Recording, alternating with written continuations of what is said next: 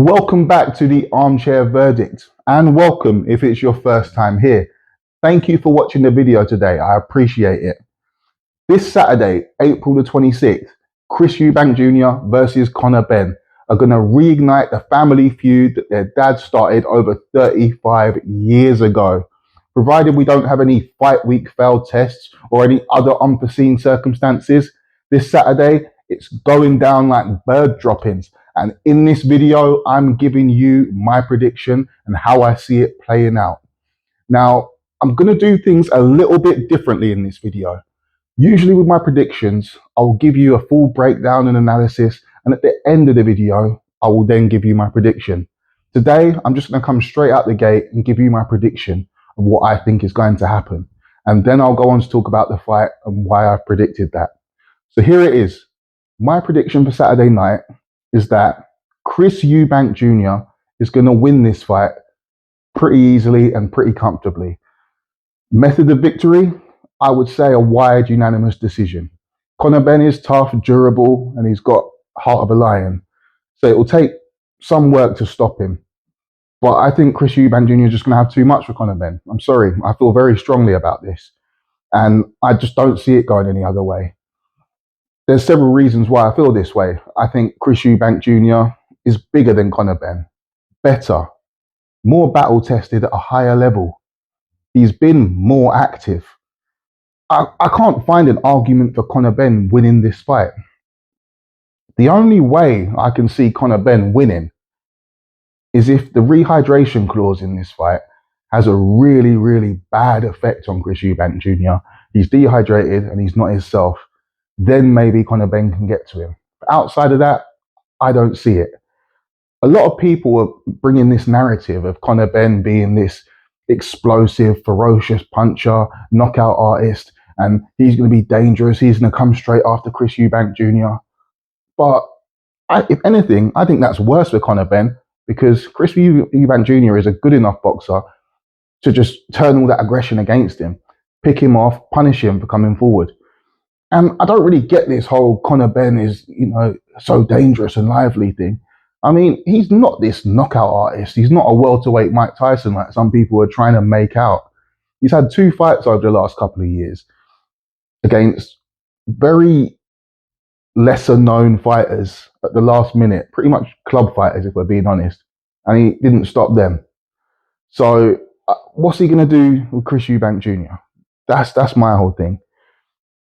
He did stop Chris Algieri. That was an impressive stoppage. But if we're being real, at the time of that fight, I genuinely thought Chris Algieri was retired. I didn't realize he was still active. I was shocked as anyone to see him fighting with Conor Benn that night.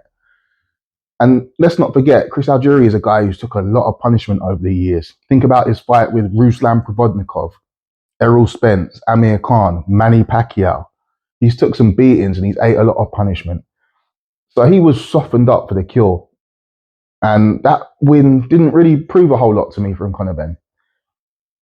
We talk about size. I know it's probably quite a simplistic thing to say. Chris Eubank's bigger than him, so he'll beat him. That's not what I'm saying at all.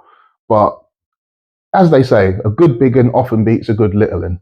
And in the past, fights where a smaller man does move up to challenge the bigger man, I can't think of many occasions where the smaller man has been victorious and successful. It often goes very badly for the smaller man. Think about Amir Khan versus Canelo Alvarez, Kell Brook versus Gennady Golovkin, Rigondeaux versus Lomachenko. It's always the same outcome. There have been exceptions. I remember Sugar Ray Leonard managed to get a victory against Marvin Hagler, but generally that's not the way it goes.